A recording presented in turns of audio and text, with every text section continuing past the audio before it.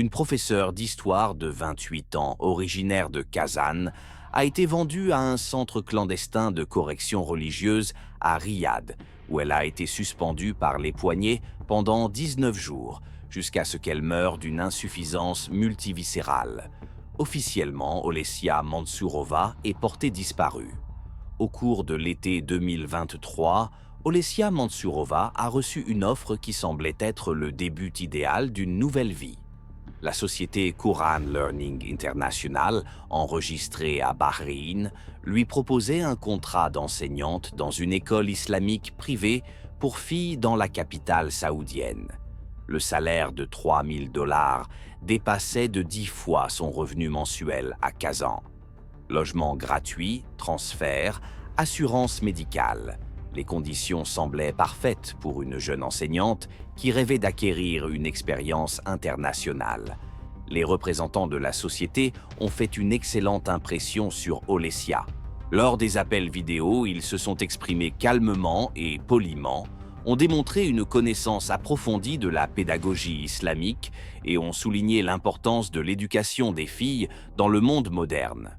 Un homme d'âge moyen qui s'est présenté comme le directeur des ressources humaines a cité le Coran et a parlé des méthodes progressistes d'enseignement de l'histoire à travers le prisme des valeurs islamiques.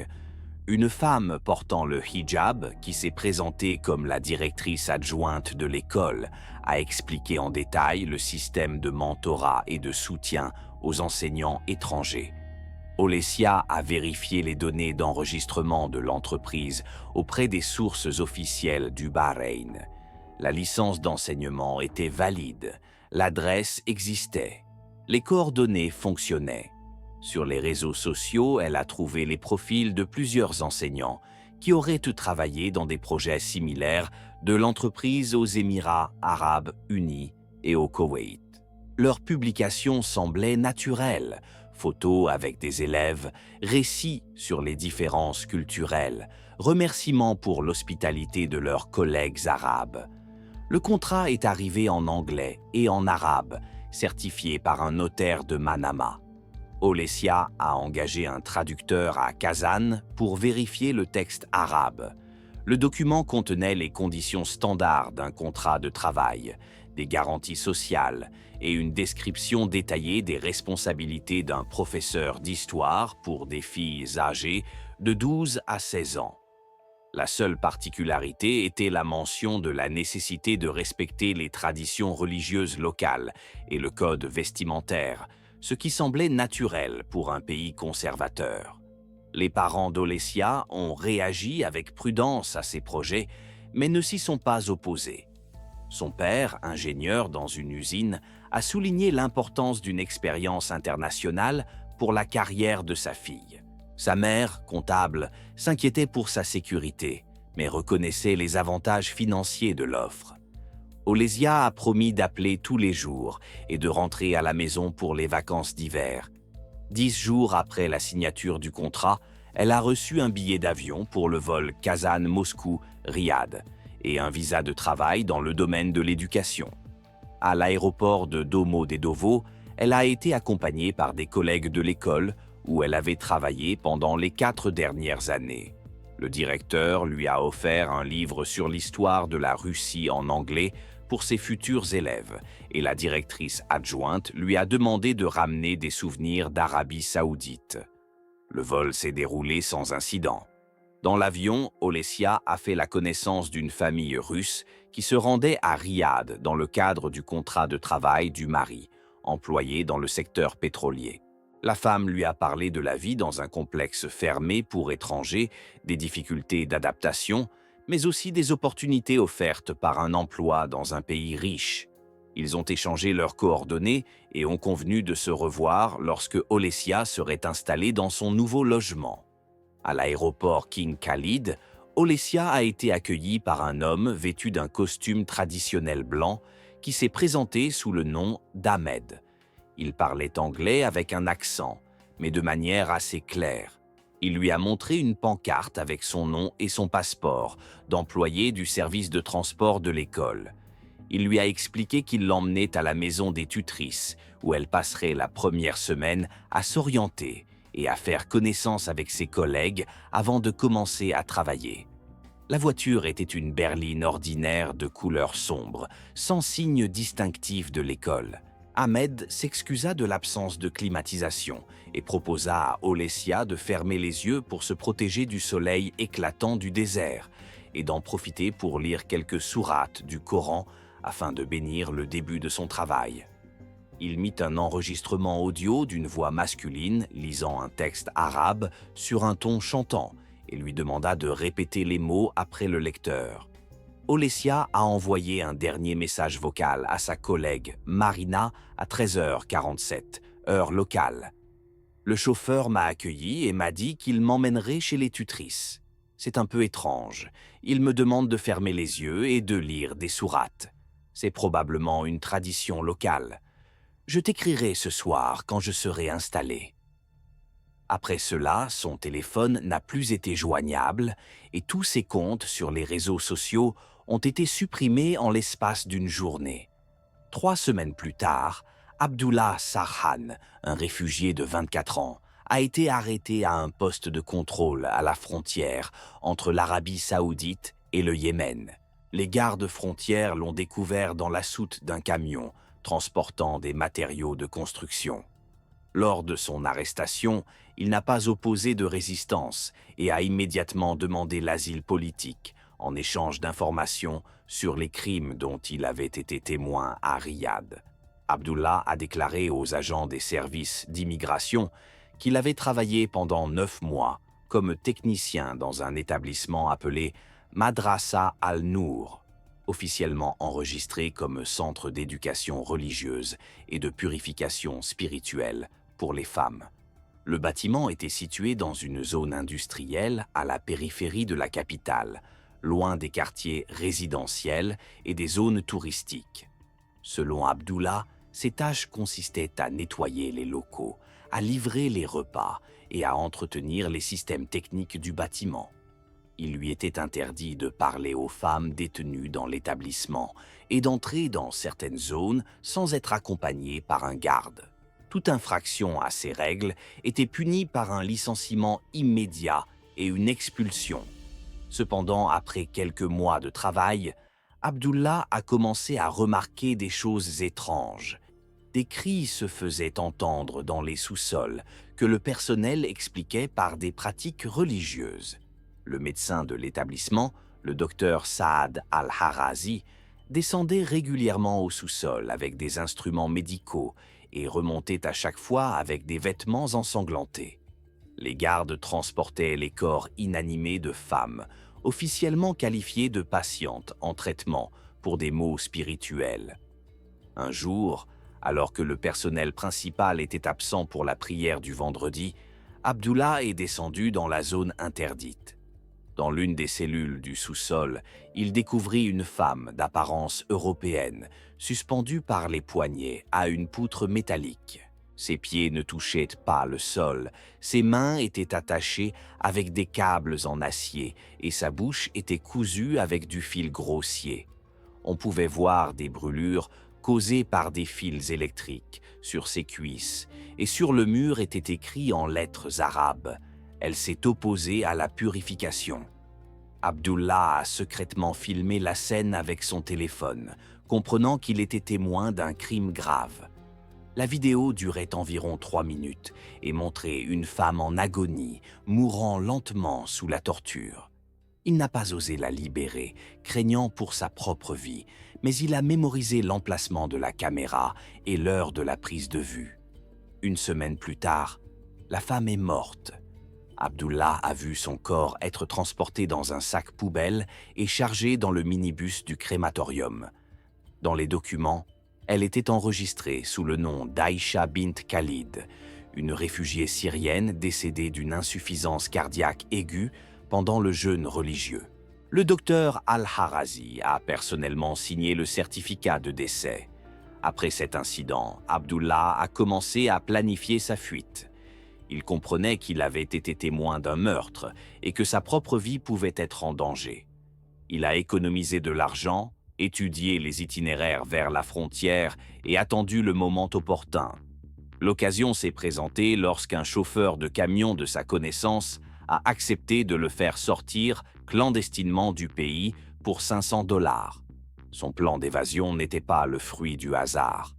Abdullah comprenait qu'il avait été témoin d'un crime monstrueux et que son silence faisait de lui un complice. La vidéo qu'il avait tournée dans la cave était la seule preuve de l'horreur qui se déroulait. Il était conscient du risque, mais il ne pouvait pas vivre en sachant que des femmes continuaient de mourir dans d'atroces souffrances sans que le monde ne le sache. La préparation de sa fuite a pris des mois.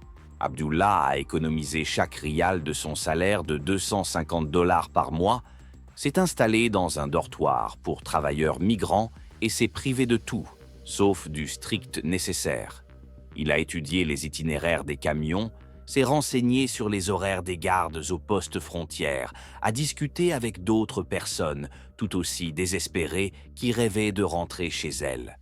Le chauffeur de camion Youssef, un Yéménite qui transportait régulièrement des matériaux de construction entre Riyad et les zones frontalières, a joué un rôle décisif. Pour 500 $, il a accepté de cacher Abdullah dans la soute parmi les sacs de ciment et de le conduire jusqu'à la frontière. Le plan prévoyait qu'Abdullah sorte du camion, à quelques kilomètres du poste frontière, et tente de traverser la frontière à pied à travers les zones désertiques. Cependant, au poste de contrôle, le camion a été soumis à une inspection minutieuse. Les gardes frontières ont découvert Abdullah, épuisé par la chaleur et le manque d'air, parmi les matériaux de construction. Youssouf a été arrêté pour transport illégal de personnes et a ensuite été expulsé vers le Yémen. Abdullah s'est retrouvé en détention provisoire, où il a raconté son histoire aux agents des services d'immigration. Au départ, ces déclarations ont été accueillies avec méfiance. Le récit des tortures secrètes infligées aux femmes dans un centre religieux semblait trop incroyable, même pour des gardes frontières sceptiques. Cependant, lorsque Abdullah a montré la vidéo enregistrée sur son téléphone, l'atmosphère dans la salle d'interrogatoire a radicalement changé.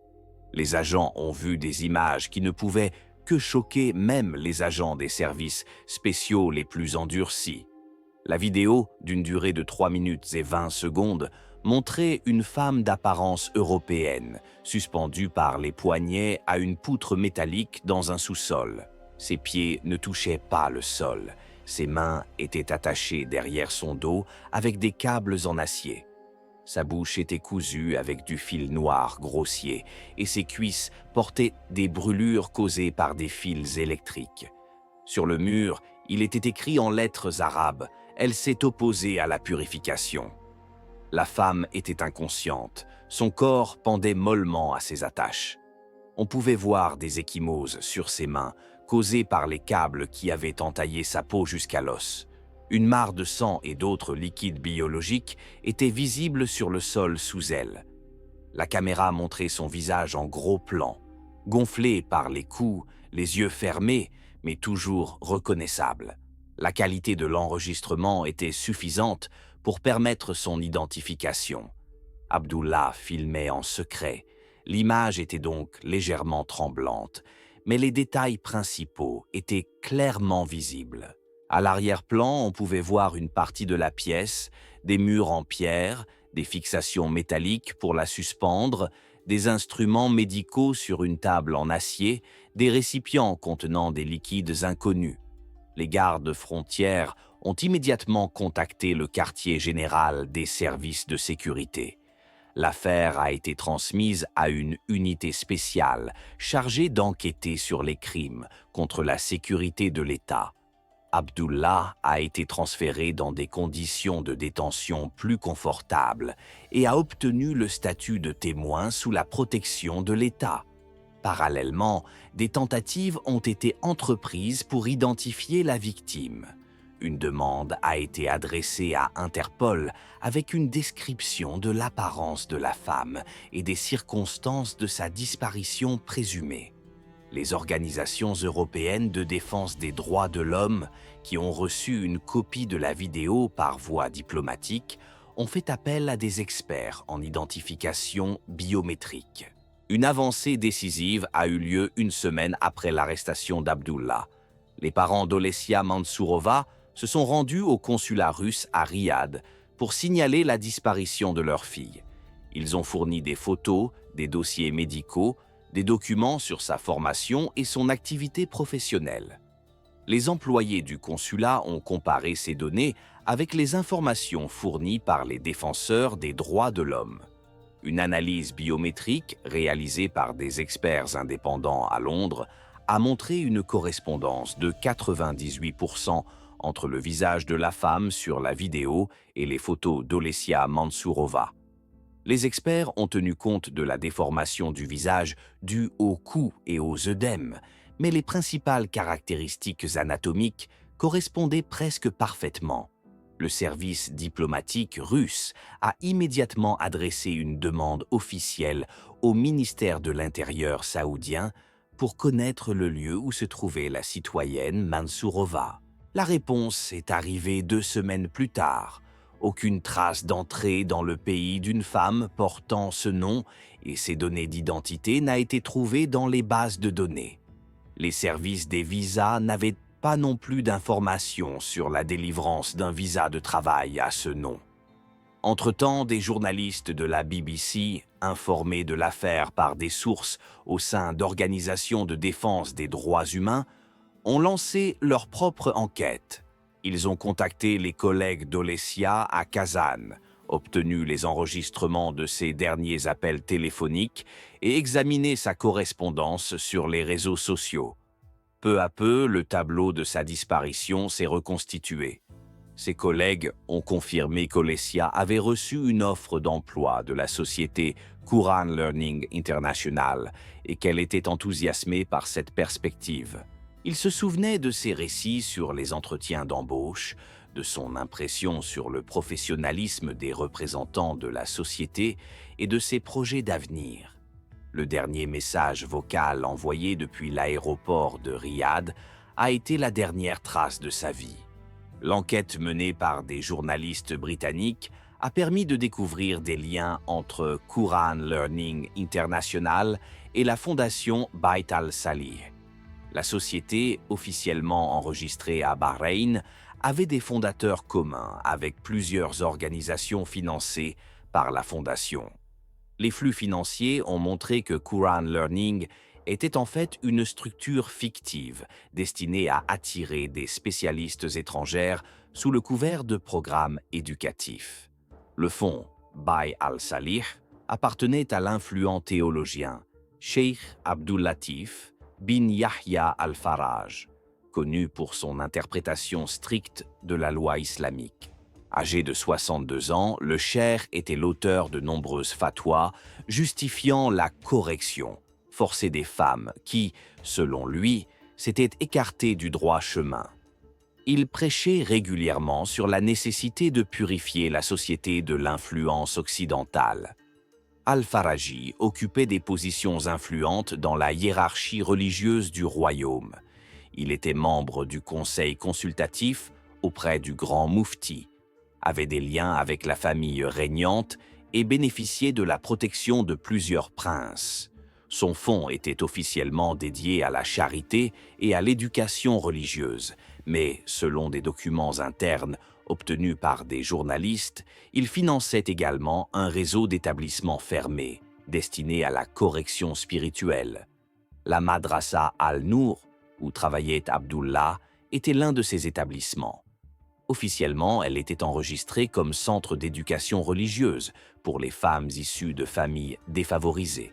Dans la pratique, elle accueillait des femmes accusées d'avoir enfreint les normes religieuses, refus de porter le hijab, tentative d'accéder à l'éducation sans le consentement de leur tuteur, désir de travailler ou de voyager de manière indépendante. Outre les habitantes locales, la madrasa accueillait des étrangères entrées dans le pays sous divers prétextes. L'analyse des documents a montré qu'au cours des 5 dernières années, des dizaines de femmes de différents pays sont passées par des établissements de ce type, des enseignantes des Philippines, des infirmières d'Inde, des employés de maisons d'Éthiopie, des spécialistes de pays européens. Les méthodes de traitement comprenaient la suspension prolongée par les bras, la restriction de nourriture et d'eau, l'utilisation de chocs électriques, l'influence psychologique par la lecture forcée de textes religieux. Le médecin de l'établissement, le docteur Saad Al-Harazi, consignait régulièrement l'état des patientes et déterminait l'intensité des interventions. Ces notes, partiellement restaurées à partir de données divulguées, témoignaient d'une attitude cynique envers la souffrance humaine. Selon ces notes, Olesya a été amenée à la madrasa sous le nom de Mariam al-Roussia, Mariam la Russe. Son diagnostic était résistance à la purification spirituelle et adhésion aux valeurs occidentales. Le traitement a commencé immédiatement après son arrivée et s'est poursuivi pendant 19 jours, jusqu'à ce que la mort survienne par insuffisance multiviscérale.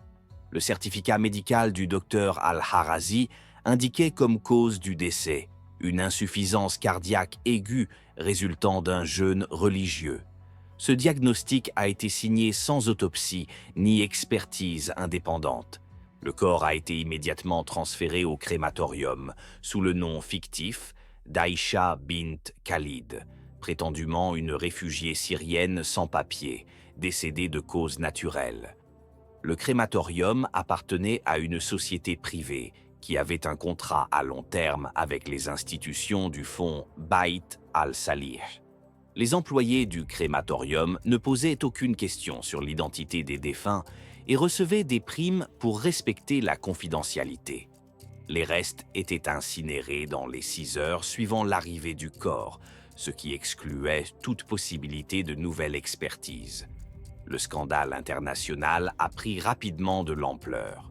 Le ministère russe des Affaires étrangères a adressé une note de protestation officielle au gouvernement saoudien, exigeant qu'il fournisse immédiatement des informations sur la localisation de la citoyenne Mansourova. La réponse est venue par l'intermédiaire du consulat russe à Riyad. Aucune trace de l'entrée d'une femme avec ses données d'identité n'a été trouvée dans les bases de données du ministère de l'Intérieur saoudien. Parallèlement, les diplomates russes ont demandé aux autorités bahreïniennes de leur fournir des informations sur la société Quran Learning International. Il s'est avéré que cette société avait été enregistrée seulement 2 semaines avant le contact avec Olesya et liquidée le lendemain de sa disparition. Son adresse légale s'est avérée être une boîte postale et les numéros de téléphone indiqués ne répondaient pas. Les traces Internet de la société ont également disparu. Le site web, les profils sur les réseaux sociaux, les publicités, tout a été supprimé en l'espace d'une journée. L'analyse des adresses IP a montré que le site était hébergé sur des serveurs au Qatar, via un réseau de serveurs proxy, ce qui rendait l'identification des propriétaires réels pratiquement impossible. Des journalistes britanniques de la BBC ont eu accès à l'enregistrement vidéo par l'intermédiaire d'un réseau d'organisations de défense des droits de l'homme. Le matériel a été examiné par un laboratoire indépendant à Londres, qui a confirmé son authenticité. L'analyse a montré que l'enregistrement avait été réalisé sur un téléphone portable d'un modèle courant dans la région, sans signe de traitement numérique ou de montage. Cependant, la rédaction a décidé de ne pas publier la vidéo pour des raisons éthiques. Le rédacteur en chef du service d'enquête a déclaré que le matériel contenait des scènes d'une extrême violence qui pourraient traumatiser les spectateurs et porter atteinte à la dignité de la victime. Au lieu de publier la vidéo, une enquête écrite détaillée décrivant les circonstances de l'affaire a été préparée. L'enquête a révélé le caractère systématique des crimes commis dans le réseau d'établissements liés à la fondation Bayt al-Salih. Au cours des 5 dernières années, des centaines de femmes sont passées par ces centres, dont la plupart n'ont pas survécu. Il n'existait pas de statistiques officielles, mais la fuite de documents internes a révélé des chiffres effrayants en matière de mortalité.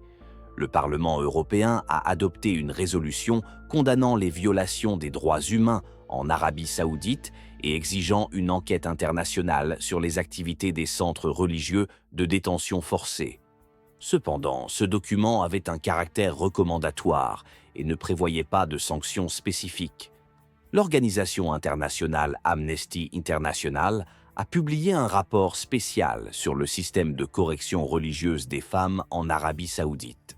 Le document mentionnait l'existence de 23 établissements similaires dans tout le pays, où sont détenues des femmes accusées d'avoir enfreint les normes religieuses et sociales.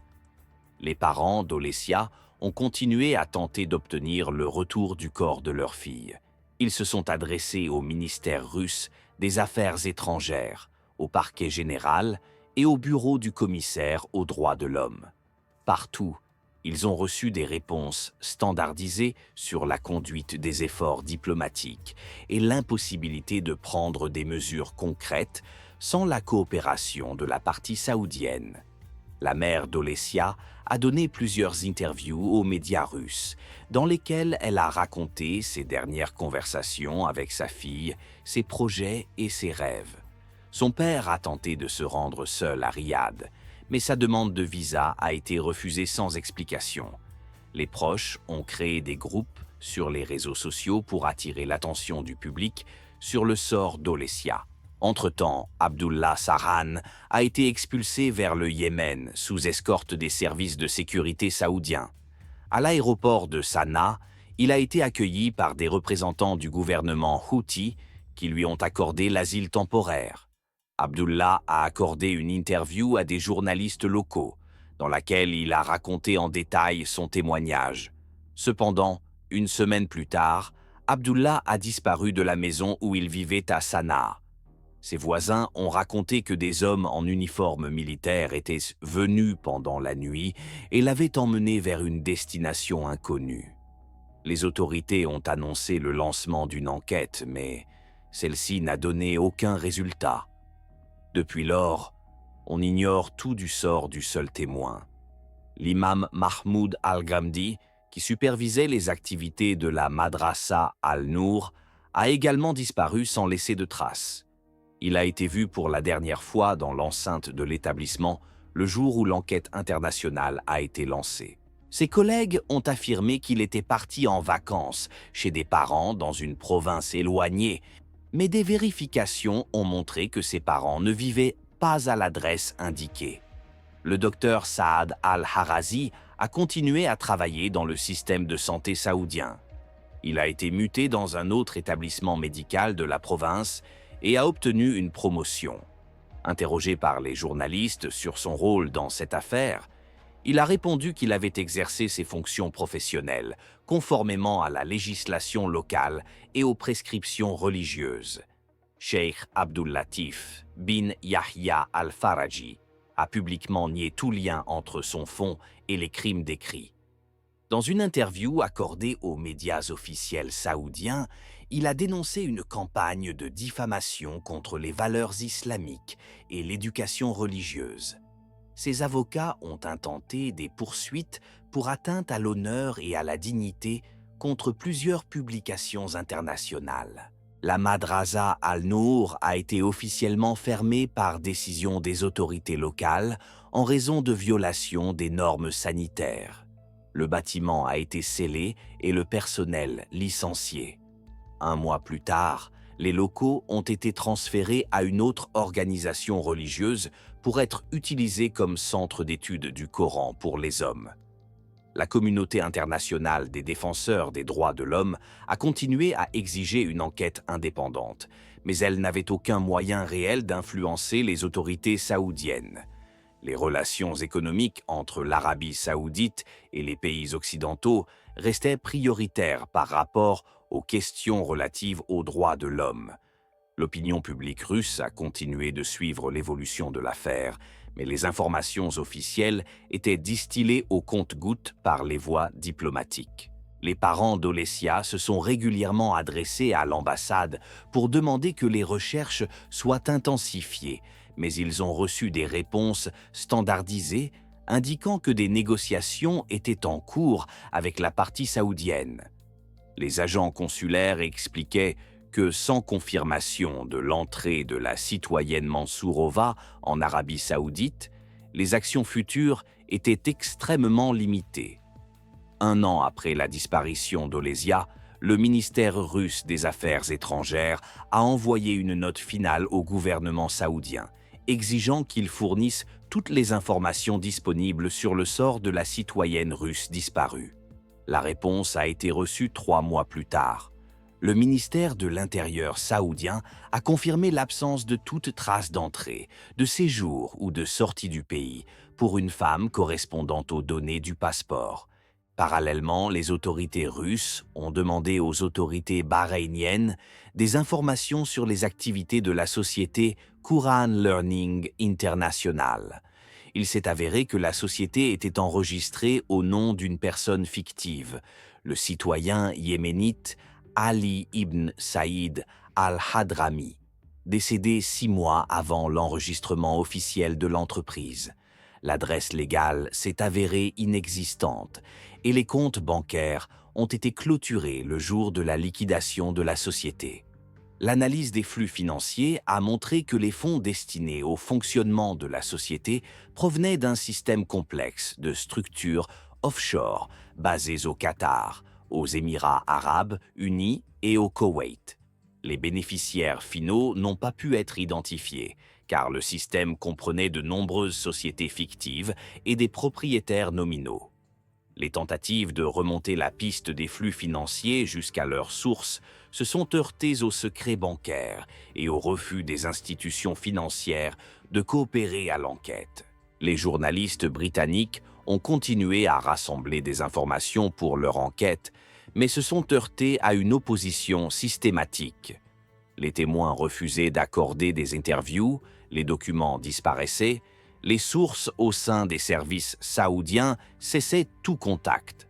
La rédaction de la BBC a reçu un avertissement officiel des avocats du cheikh Al-Faraji concernant d'éventuelles poursuites judiciaires en cas de publication d'informations inexactes. La seule preuve matérielle du crime restait la vidéo tournée par Abdullah Sarhan. Cependant, après la disparition du témoin, la valeur juridique de l'enregistrement est devenue contestable. Les avocats ont affirmé que le matériel ne pouvait être utilisé devant un tribunal sans le témoignage de la personne qui l'avait réalisé et sans la possibilité de vérifier les circonstances du tournage. Néanmoins, les organisations de défense des droits humains ont continué à mentionner le cas d'Olesia Mansourova dans leur rapport sur les violations des droits humains en Arabie saoudite. Amnesty International a inscrit son nom sur la liste des victimes de répression contre les femmes dans le royaume. Human Rights Watch a utilisé cette affaire pour critiquer la communauté internationale pour son consentement tacite aux violations des droits humains au nom des intérêts économiques. Le Parlement européen a adopté à 2 reprises des résolutions condamnant la disparition de la citoyenne russe et exigeant une enquête internationale sur les activités des centres religieux de détention forcée. Cependant, ces documents étaient de nature déclarative et ne prévoyaient pas l'introduction de sanctions spécifiques contre l'Arabie saoudite ou les personnes impliquées dans cette affaire. Les Nations unies ont inscrit le cas d'Olesia Mansourova dans le rapport du groupe de travail sur les disparitions forcées ou involontaires. L'Arabie saoudite a été informée de la nécessité de fournir des explications sur cette affaire, mais aucune réponse officielle n'a été donnée. Les représentants du royaume auprès des Nations unies se sont contentés de déclarer qu'ils considéraient ces accusations comme faisant partie d'une campagne visant à discréditer le pays. La famille d'Olesia a épuisé toutes les voies légales pour obtenir justice. Ses parents ont fait appel à des agences de détectives privées, ont offert une récompense pour toute information, ont tenté d'attirer l'attention des médias internationaux. Cependant, sans le soutien des structures étatiques et la coopération des autorités saoudiennes, ces efforts n'ont pas abouti. Les collègues d'Olesia à l'école de Kazan ont organisé une plaque commémorative en son honneur. malgré l'absence de confirmation officielle de son décès.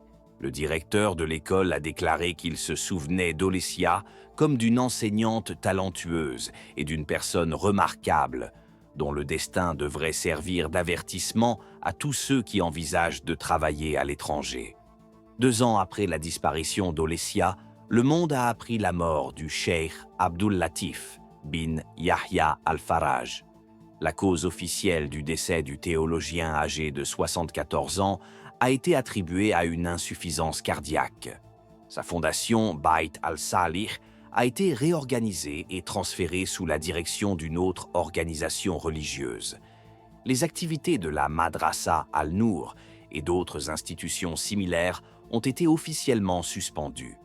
Le docteur Saad al-Harazi a continué à exercer la médecine dans un hôpital provincial et a reçu le titre de médecin émérite d'Arabie saoudite pour ses nombreuses années de travail dans le système de santé. Aux questions des journalistes sur son ancien travail, il répondait qu'il avait toujours été guidé par le serment d'Hippocrate et les lois locales. À ce jour, Olesya Mansourova figure toujours officiellement sur la liste des personnes disparues. Les autorités russes n'ont pas reconnu sa mort car il n'y a pas de preuves documentaires et son corps n'a pas été retrouvé. Dans les bases de données des passeports, elle est toujours enregistrée comme citoyenne, en activité avec des documents à durée illimitée. Tous les protagonistes de cette tragédie connaissent la vérité. Ses parents, qui ont perdu leur fille unique, la connaissent. Les diplomates, impuissants face aux intérêts politiques et économiques, la connaissent. Les défenseurs des droits de l'homme, qui ne parviennent pas à briser le mur du silence et de la complicité, la connaissent. Les journalistes, qui détiennent des preuves mais ne peuvent les rendre publiques pour des raisons éthiques et en raison de restrictions juridiques, la connaissent. L'affaire Olesya Mansourova est devenue le symbole de l'impunité qui prospère sous le couvert des traditions religieuses et des intérêts géopolitiques. Sa mort dans les sous-sols de la madrasa n'était pas un accident ni le résultat d'un malentendu. Elle s'inscrit dans un système qui continue d'exister et de détruire la vie des femmes qui osent chercher un avenir meilleur hors de leur pays natal.